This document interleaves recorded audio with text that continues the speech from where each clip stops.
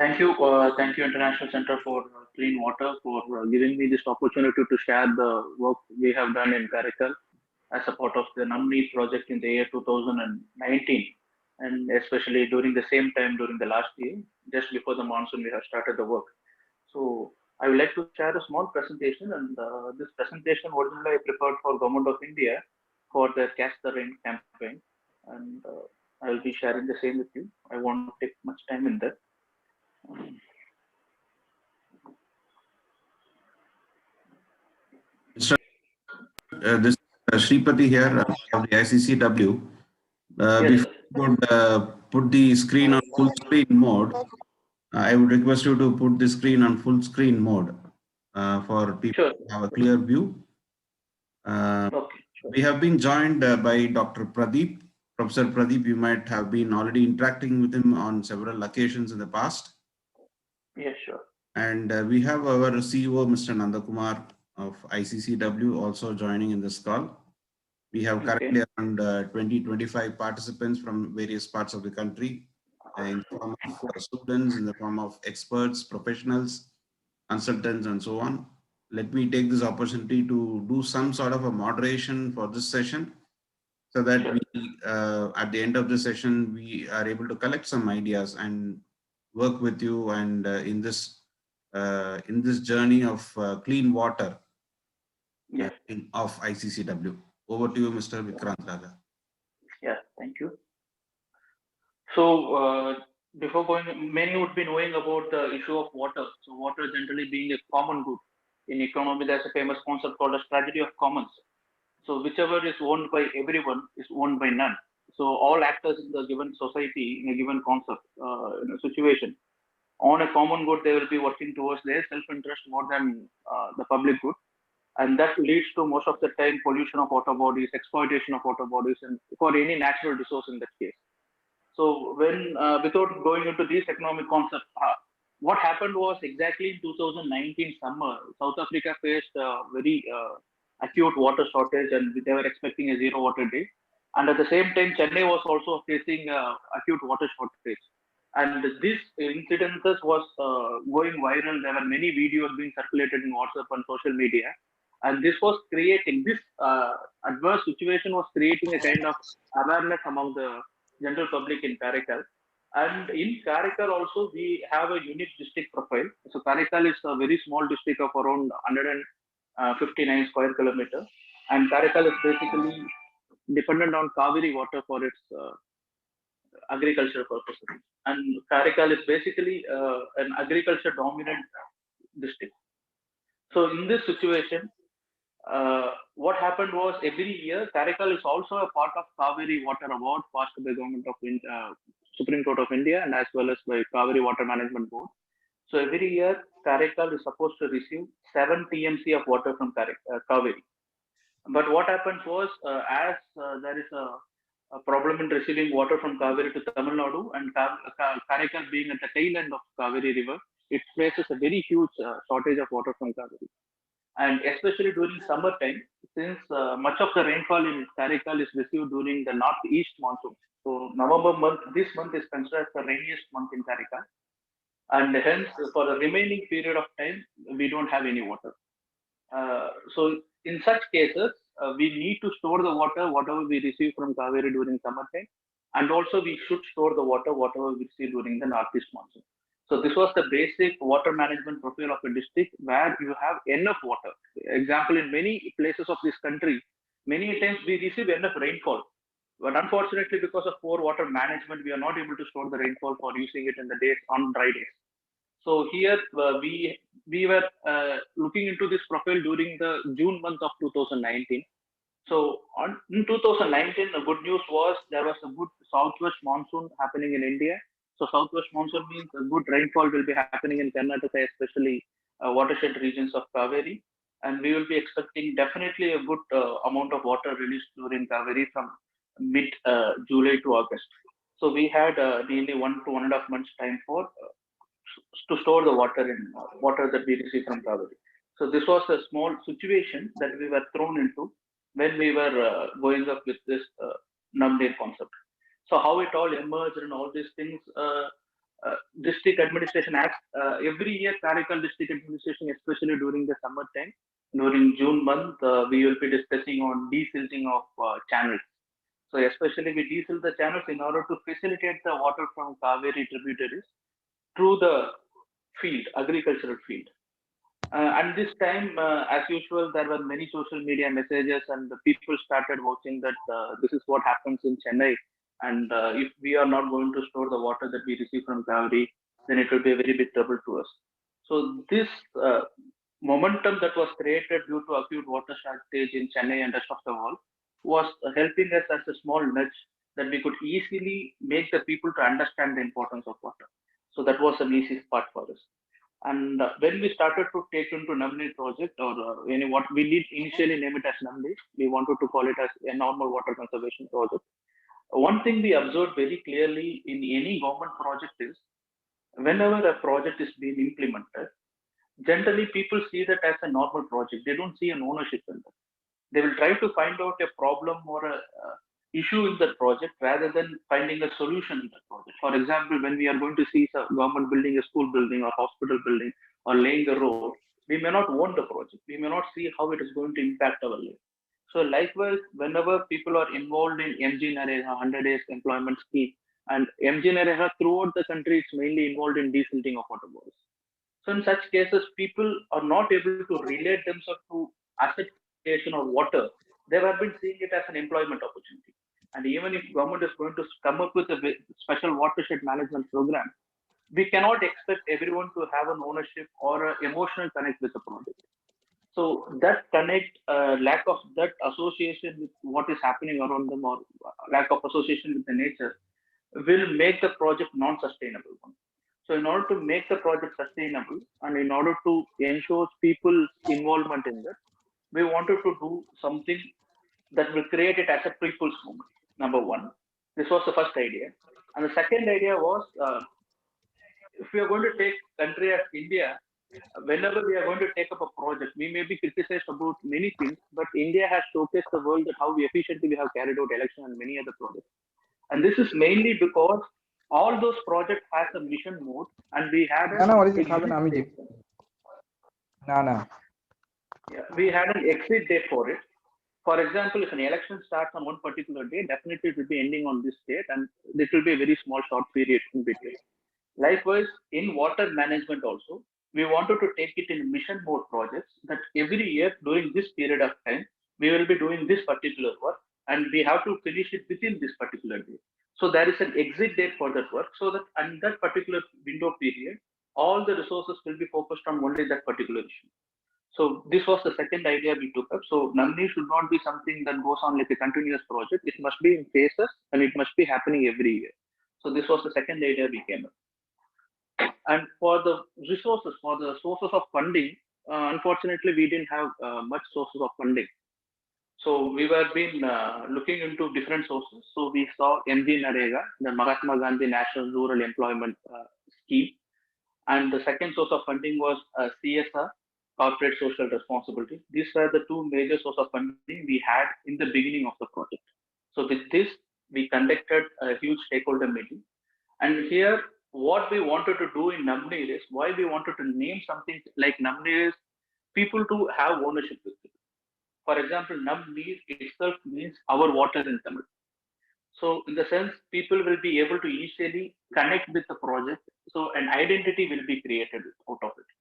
So this was a psychological way of connecting people to what we are doing. Number one. Number two.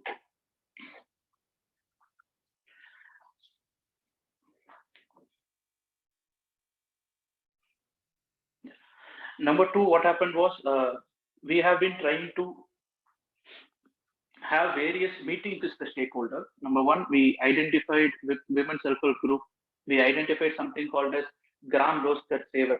So those are GRS, we call it in MG Narega. We identified schools and college students, and we created a kind of awareness program among them. So this was the small momentum building in the district that was happening in the early month of June. So with this, we started to take up water conservation. So this is a small profile of the district. If you could see, November is the rainiest month of the district, and we receive nearly 126 centimeters of rainfall per year. So this was the preparatory activities we did.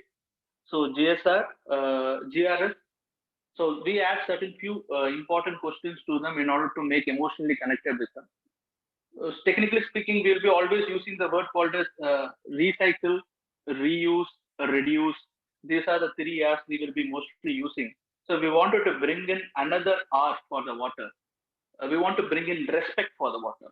So if we are going to take our tradition and how the way we have been having association with water from the day human is born in India till the day of his death, all the rituals and all the practices, water is considered as a holy thing, and we are being giving the enough respect for water. I used to remember the days when I am going to waste even a glass of water, my grandma used to scold me. And now we don't worry about buying a mineral water bottle in the restaurant and then leaving it with half filled in it. So we wanted the respect to be brought back into water, because many a times when we have been going on inspections in district, we could see many water bodies have been slowly converted into dump sites. So it has been used as a waste dumping site by the local people. So unless we bring in the respect for the water, it may not be achieving the great success that we are intended. So we used IEC activities as a main tool for it. We were preparing skits for it. We were preparing certain important questionnaire for it. We were preparing signature campaign for it. We have been doing whatever possible, especially targeting the young minds of the district school students and college students in this activity. And we brought in commercial establishments for their efficient water usage and grey water management practices. And even in schools, if you're going to take all the government schools have this midday meal scheme. So after every midday meal is been done, the students are going to use a huge amount of water for washing their utensils and their hands. So how to use this water even efficiently, so that students will learn efficient usage of water at the school level.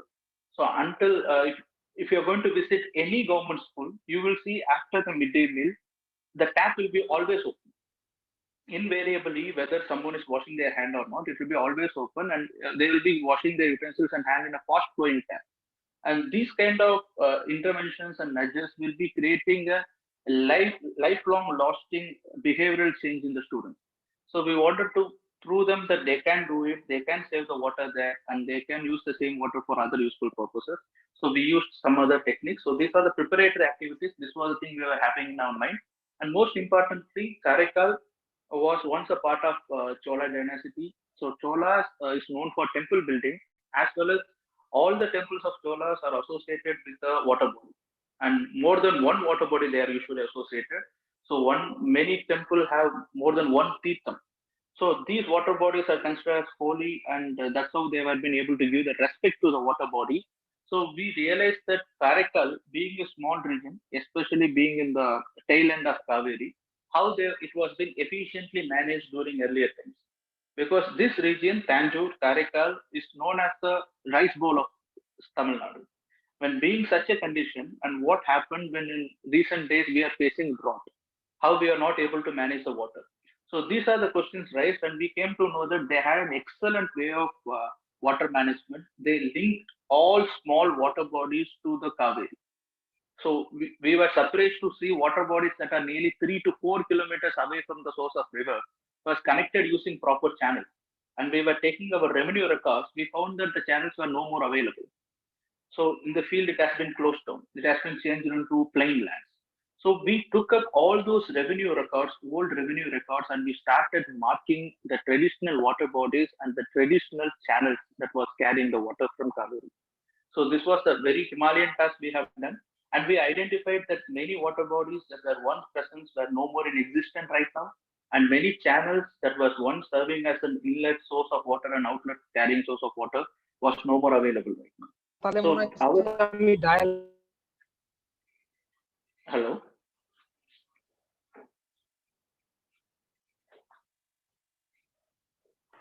There is some interference coming from somewhere. Please carry on, sir. Please carry on. Yeah. So the next part, what we were doing is, this was IEC activities we were carrying out. These are very small activities. What we did was from July 1 to September 30, all the days we have been doing one program each day in various villages. So all the villages, every day in and day out, all the villages are going to see something about water every day. So this 90 days of pushing them, because whenever we have some IEC activity, we'll be having them for hardly 1 week, and in 1 week it will be scattered throughout the district. So what we decided was all the villages, 90 days straight, we have to be doing some kind of IAC activity. So people have to be shown every day about water management so that it will get inculcated in their daily life. So what are the innovations we have brought in during this thing? So these innovations were basically in two ideas. One idea is to bring a behavioral change in the public in water usage, and how to bring a behavioral change in them to make them feel the ownership. So in order to make them feel the ownership, we have to make them to contribute in creating water bodies. Unless we contribute in creating something, we may not find the ownership in that. So in order to do that, we brought in something called as employee social responsibility. So when we were discussing in our office and about roping in corporate social responsibility, and we got many corporate funding for water body creation. We were been discussing, so how long we are going to do this? Why can't, as a government servant, we take up some responsibility and we renovate some water bodies? And as you know, that every government office and every private office will be spending their pocket money for celebrating birthday parties or retirement function and whatnot.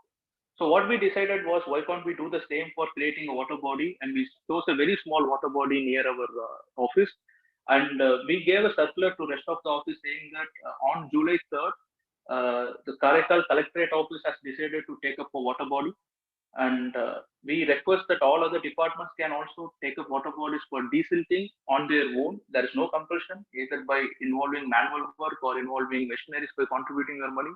But if you want, you can do it. And that kind of that circular involved the nudging principle promoted by Richard Thaler, the famous behavioral economist and Nobel laureate. And we used a similar kind of nudging principle, what was written in what was proposed by Richard Thaler, and it really worked.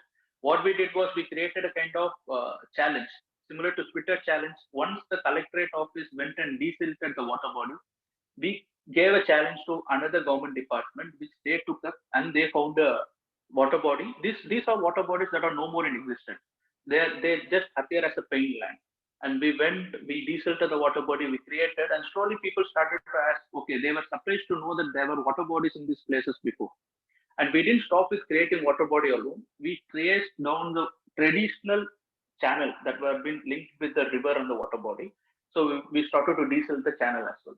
So this we called it as employee social responsibility. Under this scheme, we have been able to desilt nearly 50 plus water bodies in Karaikal and many kilometers stretch of channels in Karaikal. Then simple social responsibility. So many temples here own water bodies, but in the due course of time, they got disappeared. So here we call the religious leaders. From temple by the mean, we don't restrict with Hindu religious temple alone. We called mosque and masjid, we called the church, we called all the religious leaders. We even it was surprising to know that even church has an associating water body with them. Even a mosque has an associated water body with them, similar to temples. So when we put up this before the religious leaders, they have been able to mobilize funds through their devotees, and they were able to diesel the same. And we were able to do nearly 35 water bodies using temple social responsibility. And most of the water bodies were not in existence till then. We created the water body using the revenue records. These are traditional water bodies that were brought into the society. And third thing is community social responsibility. So here, how we use IEC technology is, we went to field, especially in all MG Narega work site. We went there personally. We interacted with the people, and most of the people working in MG Narega were nearly 40 or above, mostly 50 or above. So we used to ask them simple questions like, how many of you know to swim here? And almost everyone stood up and said that, yeah, we all know to swim. And the next question was, where did you learn to swim? They usually say that it is in their village pond where they learn to swim. And they used to, then they started recollecting the days that they used to swim from one corner to other, and they used to play there. Their cattle used to grow there, feed their cattle there, and all those memorable moments. And the final question was, how many of your children and grandchildren know to swim? And surprisingly, none. In many villages, it turned out to be none. In some villages, it's a one or two children. And the reason was the village pond, it's no more in existence, or it has been completely polluted. And we didn't want to give our entire dream of Namni to them. We didn't talk anything about Namni to them. We just told them that if given an opportunity, by investing your time and energy for next 1 week, if you could bring the same pond that once you have been learning to swim, and you have been swimming in that pond, whether you will be do it, you can give the same memory to a next generation. So this kind of emotional connect readily triggered them, and we were surprised to see their involvement. So apart from working, renovating the pond under MG Narega, many villagers came together and they collected from their own. For example, one villager will be holding a JCB and someone will be sponsoring a diesel for them. Someone will be operating the JCB for free of cost. Likewise, they have been taking up ponds in their own villages. So this was the reason why it was slowly turning out into a mass movement. So we reached out to each and every village, nearly 37 village panchayats throughout 27 villages in the rural areas. We reached out to each and every small village panchayat, and each village panchayat has more smaller hamlets. We reached out to them personally and we created an awareness with them using various nudging technologies, and slowly we brought them into a people's movement.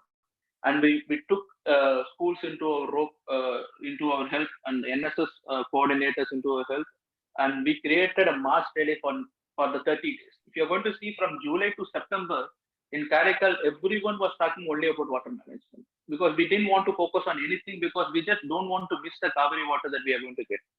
So these are the things that we have been doing. So these are the questions that we have asked during the nudging examples. And what are the components that was involved? Desilting of major and minor channels of water body, reviving of lost water bodies, reviving of community wells. We revived 4 community wells that had been lost, that became defunct. And we created an afforestation drive wherein we requested, for example, during this time is Diwali season. During last Diwali season, when we have been issuing licenses to the cracker shop owners, we came up with a request to all the cracker shop owners that why can't you plant 10 trees in each government school. So 2018, we had Gaja cyclone in Karaikal that uprooted most of the trees in the government schools. So 2019 Diwali, we requested the cracker shop owners to go and plant the trees in order to get their license. It was not linked to the license, it was a request whenever they were applying. And almost all the schools were being planted with a tree sapling. And what we did was, we, using the students' help only, we linked the midday meal water, the wastewater from midday meals after washing the utensils and linked to these trees. And likewise, like we have been able to create awareness in school children solely to go for this tree plantation. And we planted about 25,000 tree samplings in that period. So there have been big drives for that. So using all these efforts, we have been able to create 178 lost water bodies in Karaikal, about 80.91 kilometers of major canals in Karaikal, and 640 kilometers length of minor channels in Karaikal, and 24,700 tree samplings in Karaikal, all we did in 80 days. And as a result, when compared to 2019 data, during 2020, especially during the COVID time, the total area sown of cotton in Karaikal increased to nearly 100 acres. And many land has been brought back into agriculture after tsunami. So after tsunami, there was saltwater intrusion, and there was no more water body existing for them. And we created new water bodies. We ensured that water reached their field, and many fields brought back into agriculture after tsunami, nearly 15 years after tsunami. So, and the outcome was the underground water level increased by 10 feet to 15 feet in Karaikal, and especially during 2020 summer, summers are known for as a worst season in Karaikal because of underground water table going very low, and people using shallow borewell usually don't get the water supply during the time during the summer season in Karaikal. But Namneer came handy, and nearly 10 to 15 feet there is an increase in underground water table in Karaikal. And how to make it sustainable, what we did was, out of this 178 water bodies, we identified more than 60 water bodies, which were like very crucial, which we revived after a very long time. And we linked them to self-help groups, and with the help of fisheries department and block development officer department, we trained them to do aquaculture in those water bodies.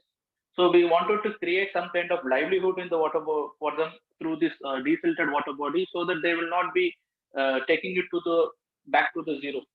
So they will not be polluted again, or it will not be encroached again. So in order to create a kind of ownership in that, we linked them with their livelihood, and by this we were able to ensure the sustainability. Maybe, yeah, it is too early to say the sustainability, but for past 1 year, we have been seeing some very good results through this linking of Women Circle Group with water bodies. And finally, every day I used to get videos from various corners of Karaikal, people sending me their grandchildren and children swimming in the revived water bodies. So these are the outcomes of this Namneer effect.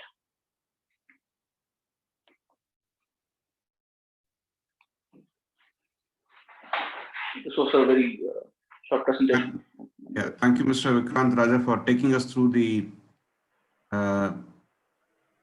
excellent effort that you have been taking up on a voluntary basis.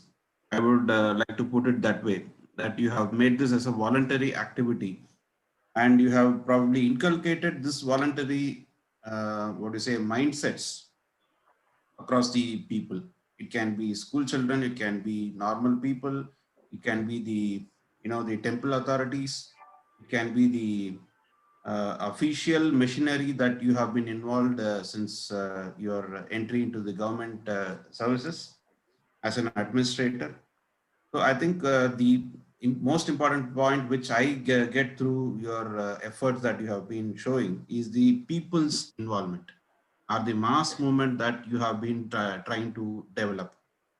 And we have been in the past, conducting several, webinars and so on, and the several interactions which we have been having with the several types of stakeholders in this country on water conservation, wastewater management. The first point comes is, how do we make this as a mass movement? Any small activity, any small initiative, how do we really make it into a mass movement is the biggest challenge.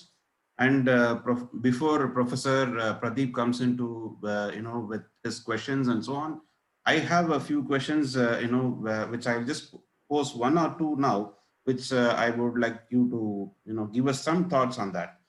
Sure. You said, the creating the mass movement is through people involvement, or people's, collective effort.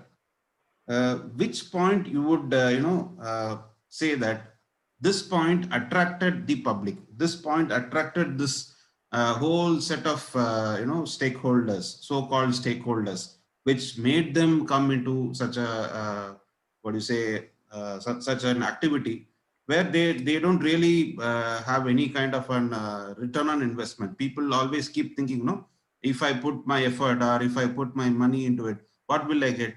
Why should I do this? Water is available in plenty. Why should I really bother about storage? Why should I bother about Kaveri? It is the job of the government to do it. So what you would suggest that this is the, or these are some of the points that we need to take up with the people, so that they come up with several efforts on their own, the voluntary efforts that you are saying, the ownership has to be brought in. So maybe some aspects like that would help us to do more in several parts of the country, not only in Karaikal or Pondicherry, the region which you are doing.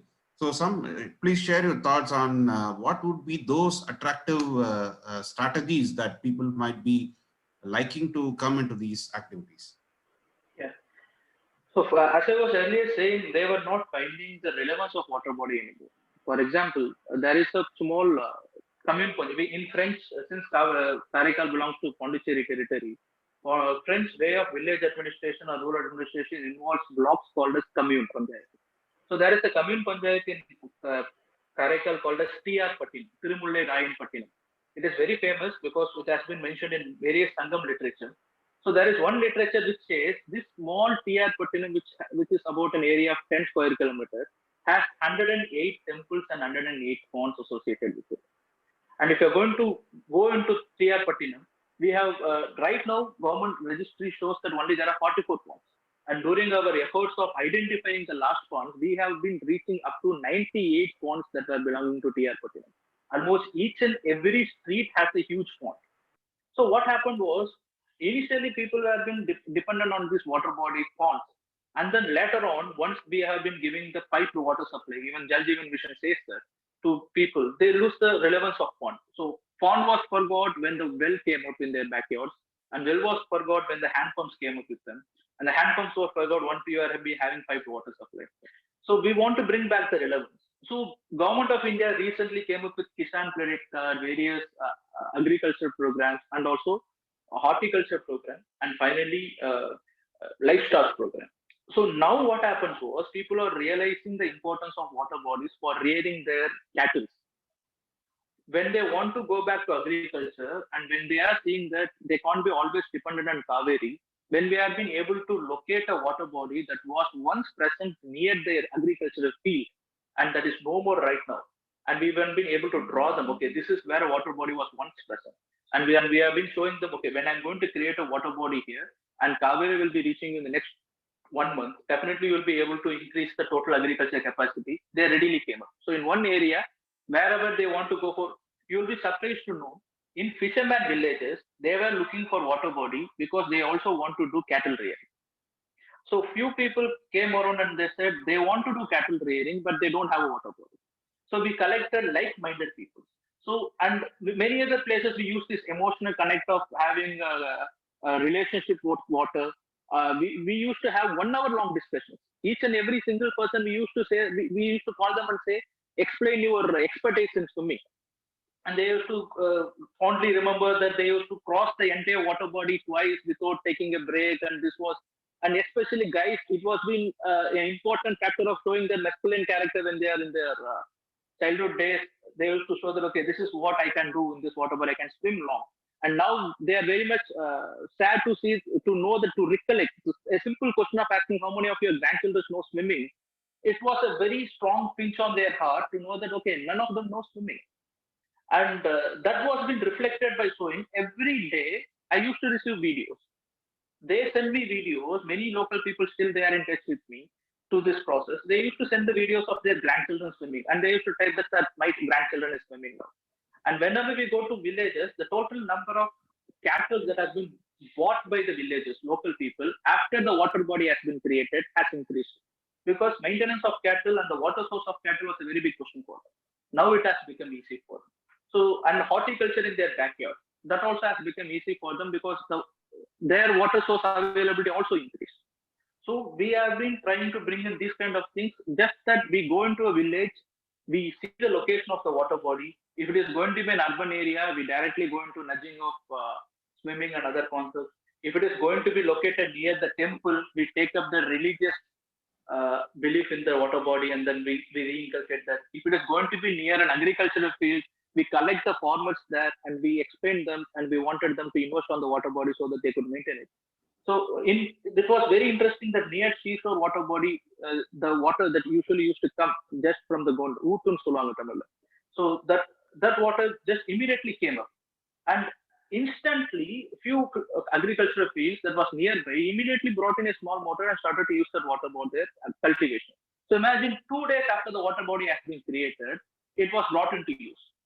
So these kind of natural gifts also helped us. So we identified different target group and we brought into that.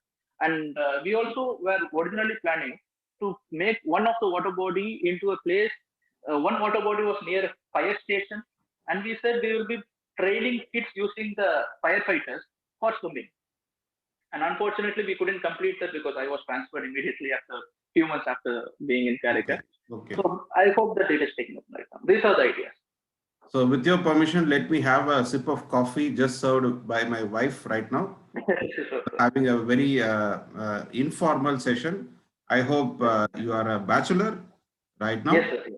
Yes, sir. Okay. So probably I would take up several questions as we speak about. Professor Pradeep, do you have any questions to Mr. Vikrant Raja? Well, I enjoyed this talk and I enjoyed that involvement, tremendous passion that you exhibited. And obviously that I can imagine that this passion was transferred. So it was a communicable disease during your term, and that probably was most important. And obviously that puts in a lot of personality traits to this, and therefore it is quite important for the new incumbent also to inculcate these values and then adjust in a district and the entire state to have similar people inculcating such values. So there are a whole lot of questions that one can get around this. But let me ask only two things, not really questions. One, to get your thoughts. You touched upon the first sentence that you touched upon was the tragedy of commons. And that is rightfully so. And that has been the tragedy of every civilized nation. At some point in time, the tragedy of the commons struck society. And we started depleting our resources. At some point in time, community was central. The tragedy of the commons was sort of a term invented in the course of civilization. So if I were to put the question a slightly different question, I would say I would want to reverse this society. How do I reverse this tragedy of the commons from a societal perspective and ensure still development? How do I do that? That would change the country. Now, this tragedy of commons that you mentioned is not only about water, right? It is about environment, it is about agriculture, it's about everything. So it is in a way, a celebration of commons should happen. We should reverse it. How would society view a tragedy as an opportunity? How would society view a tragedy as benefit, where they can get involved? What are your thoughts? And you must have been pondering over this, right? How to take this into a larger movement. Yes.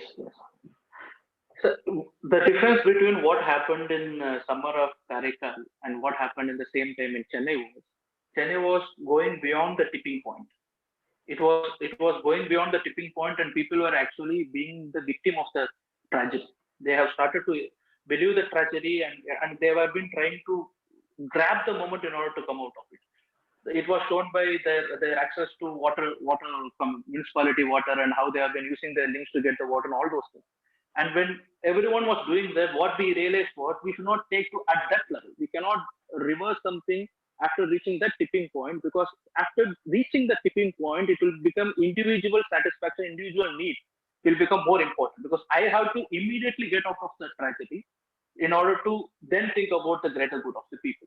So in order to not to take them up to that level, what we created this entire Navni, what we will do saying is that it was like a celebration. If at all you would have got an opportunity to be in Karaikal for the next for this July to September during thing. For example, that we have taken 174 ponds in 3 months of time, 80 days of time. That was going around more than 3 ponds in a given day. So it was like simultaneously 6 to 7 ponds. All the contractors of Karaikal has been roaming around with their JCP. Everywhere people have been roaming. Everywhere someone is digging their channel. Someone is digging a water body there. Children used to come and fondly watch the new water body, a plain land becoming a water body in their villages. 2 hectares of water body that was just adjacent to a state highway was remaining as a plain land. And when we were getting into that, people were celebrating. When we were clearing the bushes in there, we could see the entire tenure. People were standing in the roads and celebrating there. And once I could see it, I could fondly remember exactly when the Kaveri water came and we linked the river to this particular water body. People were celebrating like Adi Perike. They came together, they brought in flowers, they worshipped different gods, they have been throwing flowers into that, they have been tying ribbons around the water body, they have been planting trees around the water body. So it was totally an unintended effort. We have to accept it. We were not thinking that it will become such a kind of celebration. So the very concept of creating an asset. So what happened was, it was like when some part of the country, a similar kind of society is undergoing a water scarcity, And at the same point of time, every year they are seeing Kaveri water being received and they don't have any place to store it. Suddenly they could see their village to have a huge water body where the water could enter and stay in there. So that was turning out to be a celebration, but honestly, we didn't expect it. So I could say that at some point of other, when people, as I was mentioning, when people forgot their pond and went for their wells and forgot their wells and went for the hand pump, when one been brought back again straight away from their home to the water bottle, it was very interesting. And as a collector, when I was invited as chief guest in various schools and colleges, I used to interact with the school children and used to ask them the questions: how do you receive water? And these kind of interesting questions, and I used to ask them, "No, I'm not going to give you the answer. You have to go back to your home and ask your parents, how do you get your water?" And at some point of time, what happened was this problem. The problem became the talk of the town for 30 days. And obviously, when everyone was talking, for example, so now it is Diwali season, and what everyone is talking is about like how long this year we are going to be permitted to burst the crackers, and whether we'll be permitted to burst the crackers. Okay, in this COVID situation, how I am going to try and go out and get the floss for me, get the crackers for me. So somehow or the other, the Diwali creates a mood for them. The Diwali creates a joy for them, and something like that Namnir has created. And the effort of that is people have ensured that the desilting happens even this year. I didn't expect it.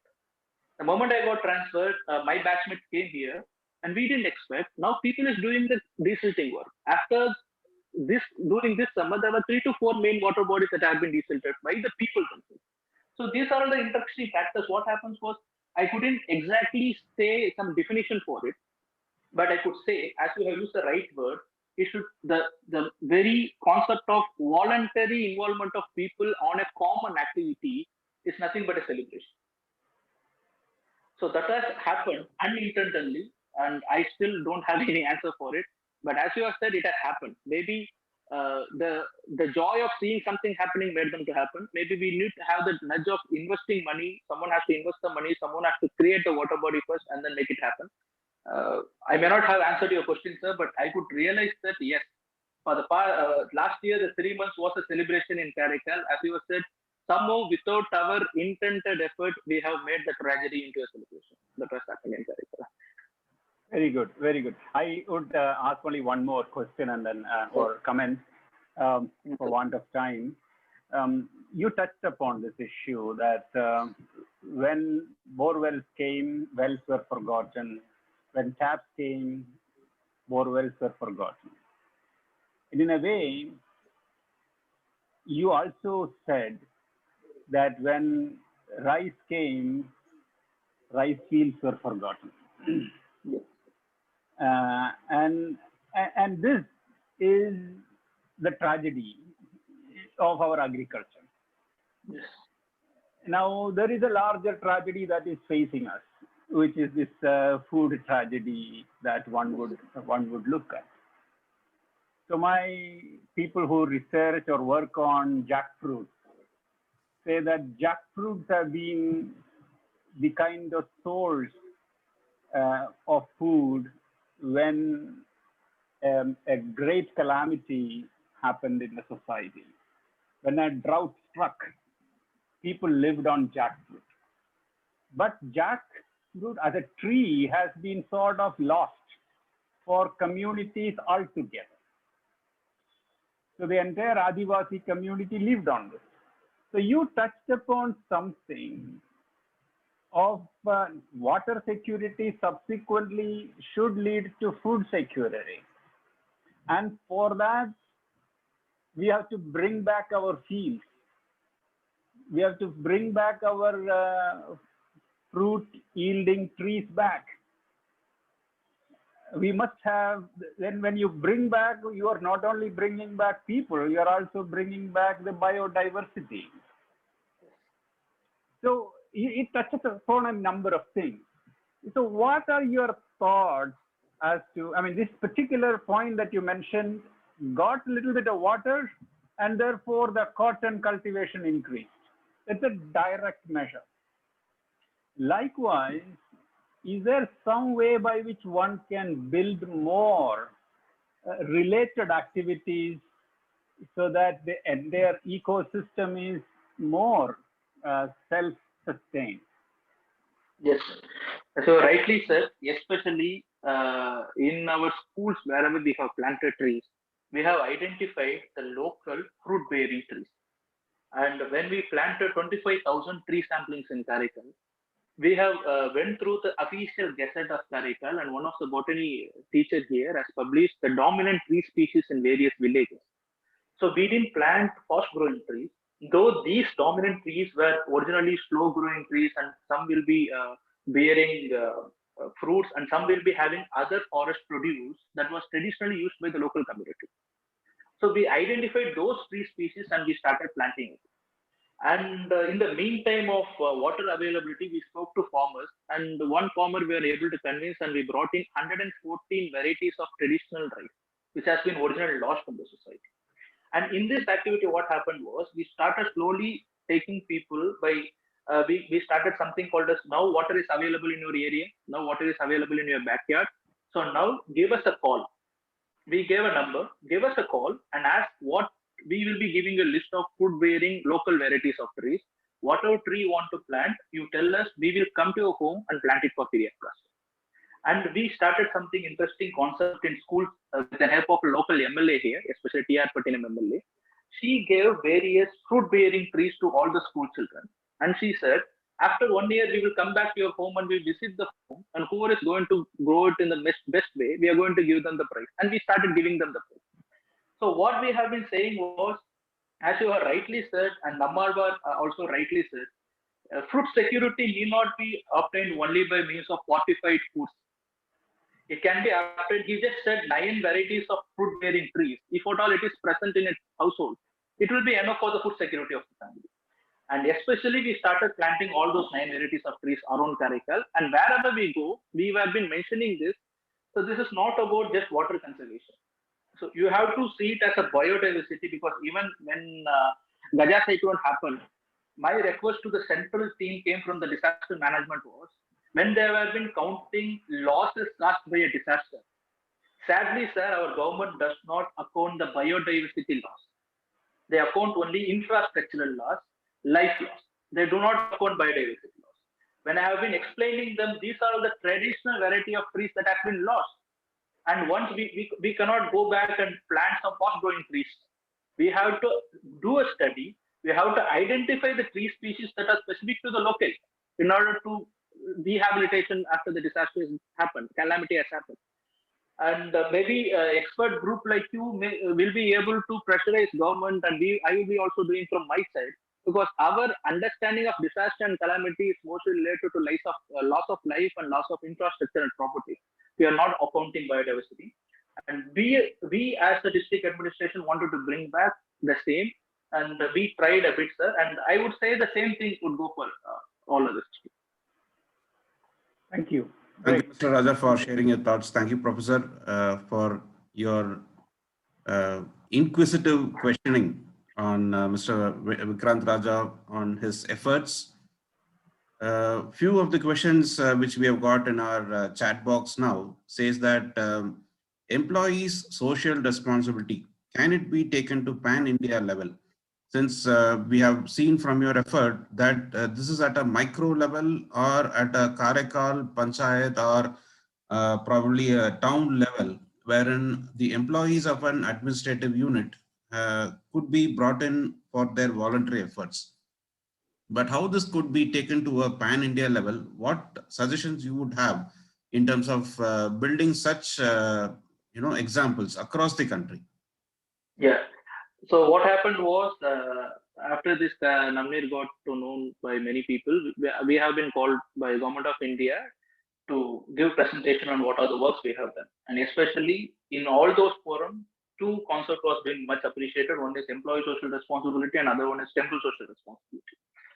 And what happened was, it started to get as a repelling effect. So people in other districts also, they started to take up with their own name. The name may not be carrying as employee social responsibility. For example, in Uttarakhand, there's a famous program called as My Responsibility. So it is again the same employee social responsibility, where the government organizations, government people came together and contributed, but it was being worked out in different names. Yes, definitely it is a replicable work.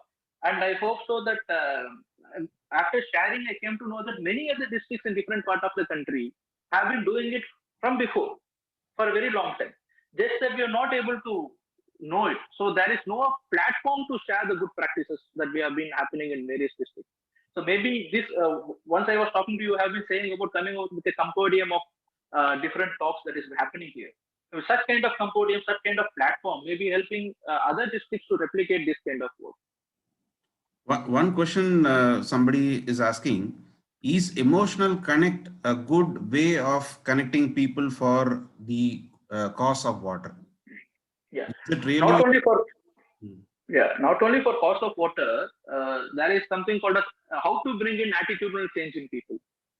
And many psychologists and the psychiatrists have come up with three main ideas. One is pragmatic, giving them the facts.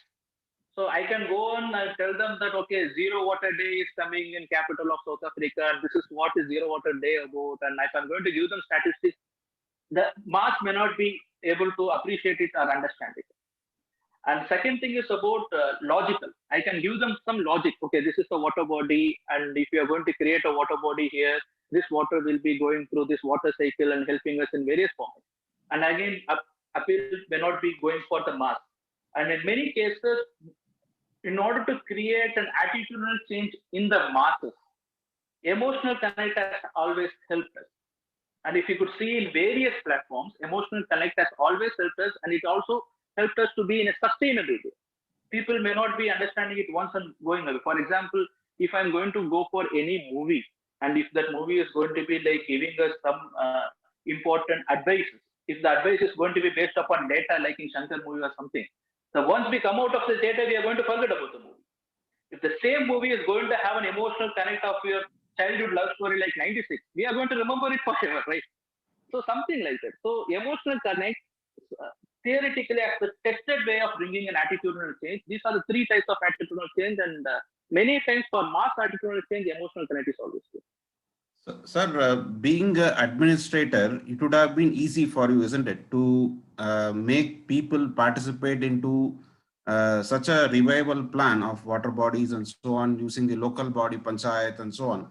But what do you suggest for people who are not in the government machinery or who don't have such an administrative authority or anything to bring these kind of connects, bring these kind of involvements? What do you suggest that way? Yeah, in this way, being in the administration would be enough for me to bring them to come and work in the field. But what we have done was, under community social responsibility, employee social responsibility, temple social responsibility, we have asked them to contribute. The most difficult job is being an administrator. If I'm going to go to the public and say, please put your money and diesel this water body, the immediate question they will ask is, it's your duty. So many a times, being an administrator was a bigger challenge for me, for making them to contribute for their work, for making them to come and work for free of cost. So in this way, I would like to beg and differ that asking people to work might have been easy, but asking people to contribute was really, really tough, because everyone is a taxpayer in this country. And when I go out and say that, then I ask, why you are there? So it was a difficult concept for me. And yeah, these techniques, what I have been saying, was helpful for us. It's just that we have to understand the pulse of the people, get into the public, mingle with them, talk with them, because when I'm saying that they can send me their videos, it means that my personal number is available with almost all the people in Karaikal.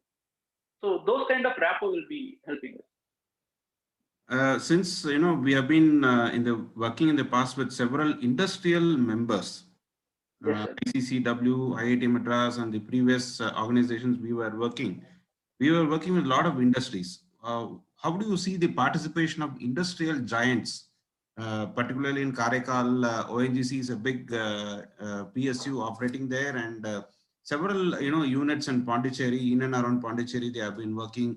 Lots and lots of MSMEs are working there. What is your suggestion, or how ICCW, such an organization, can bring in their participation also in these very traditional methods of revival of water bodies? Yeah. So in case of CSR, usually in other places, they will be asking them to deposit their money in the government account, and they will be going for tender and doing the work. And this is where the conflict of interest may arise. The companies may feel that, may not feel the 100% confidence in the department actually. So what we said was we identified traditional channels and water bodies that were originally present in and around their campus only. And we have said we will give NOC for you and we will give supervision idea for you. Bring in your own factory machineries, your own technologies, whatever technology you want to use. We will just guide you. We don't want a single rupee from you as a cash. So we will give just the location for you, carry out the work as you want. So I think this was being much appreciated by many companies, Jyoti Laboratories, ONGC, Karaikal Port, Godrej. There are many companies here. Everyone readily accepted for that, and they started desilting. And one advantage for them is this channel is important for them as well because it is running around their campus. It is important for their own water sources. So they readily accepted for it, and that's what we did. So here the thing is.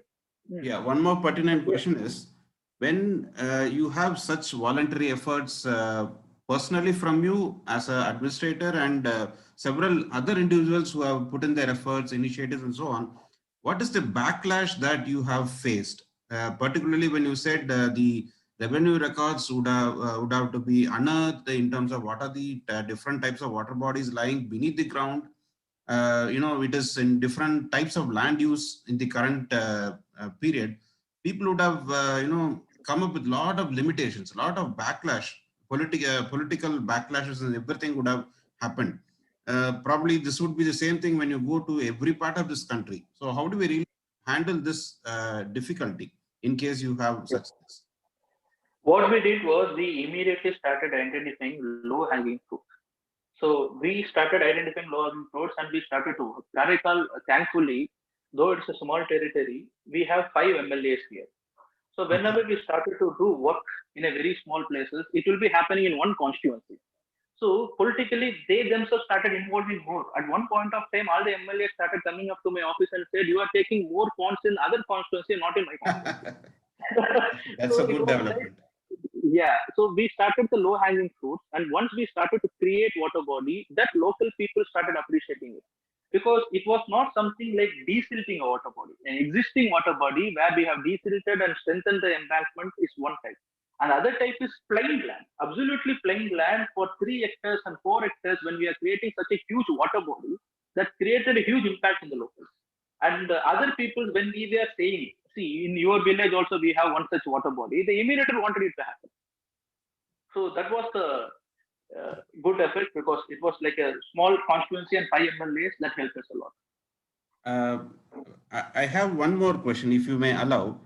Yes. Since Karaikal is in a coastal belt or a coastal zone, how this revival has helped in terms of, or it will help in terms of the seawater intrusion that might happen? Because in Rameshwaram, we have been doing some work with the collectorate there, and we have got some interventions lined up, but we are yet to get into the formal mode of implementation. How do you see this revival helping the seawater intrusion, avoid the seawater intrusion? Yes, what happened was originally, Karaikal, though it is a small place, it has very small many number of water bodies. Tiny water bodies, but many in number, unlike a huge lake or something. So these small water bodies, these fresh waters were giving the pressure in order to stop the seawater intrusion in that room. So once these water bodies slowly started disappearing, the freshwater pressure at the surface started to diminish. So the very means of creating all those water bodies and bringing in the freshwater thing, the salinity level automatically started to reduce. And thanks to the effort, the people at the coastal area were able to feel it instantly. In just few months of time, they were able to see the difference in the water quality because of the freshwater pressure created by these water bodies. And this has went further, and we started identifying many such coastal areas where we could have this create the traditional water bodies and maintain the freshwater pressure in the surface. And this was the stuff. So, Mr. Ram Shankar, who's our member in our Yes, ICCW platform, do you have any questions, Mr. Ram Shankar? Yeah, it was a really wonderful presentation, Mr. Raja. So we to this, prevention of saline water intrusion and the great work you have done. We are wondering whether we can take your assistance for this Chennai Southern Coastal Aquifer, we would like to, right from, Thiruvanmiyur, Palavakam, Injambakam, Nilangare, all the way to Panayur. We want to take your help for ensuring that, for looking at whether there is a possibility to create any, water bodies over there. There are fishermen community, there are now a number of different residential areas. They have left some, quite some space on either side of the road and so on. We would like to take your help. Is it possible, sir?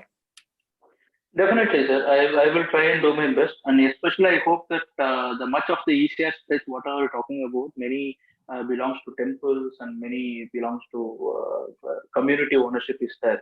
So when there is a community ownership, it will be easy for us to create a water body there and on a private land. Right. So given that condition, I will be extending my work with my colleagues, my batchmates and my colleagues working in Chennai and other areas. I would love to do it.